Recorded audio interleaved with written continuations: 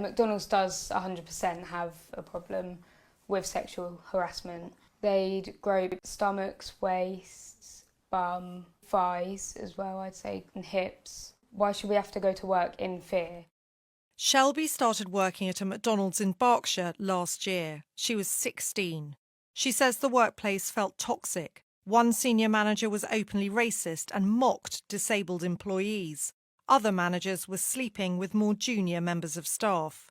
When I'd go through the kitchen, I'd have my arms up and I'd make myself as small as possible, just so that hopefully they wouldn't come into my space. Something would happen every shift. I'd be grabbed, having my bum grabbed or hips grabbed.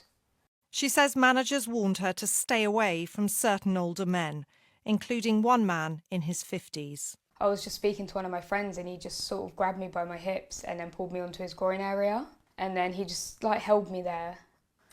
I felt disgusted. I was because he was so much older as well. Shelby says she complained to the store's management, but nothing was done. She quit in May. I want to say that I'm shocked, and this is something that surprises me as the General Secretary of a trade union that supports these workers, but I'm absolutely not, and it's disgusting that in 2023 this kind of behaviour and culture is so prevalent. Chinyere, not her real name, is 17.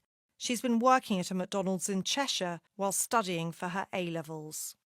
Last year, she says she was repeatedly sexually harassed. She says she confided in a colleague who was responsible for staff well-being. She said that's how their culture acts, and I should probably just ignore it, because at this point, what can I really do? And she told me we can go back in. I was still crying at this point and it was quite busy, so I just went back into work. The man, who was from Eastern Europe, was then racially abusive. He started saying the N-word to two boys in the kitchen, and then started referring to me as a monkey N-word to other people in the kitchen, and would not stop repeating it even though they seemed completely uncomfortable with the situation. So I generally was just really shocked, and I couldn't handle it at this point. I had generally just broke. Sexual harassment at McDonald's has become such a big issue in the US that women have been protesting outside restaurants across the country.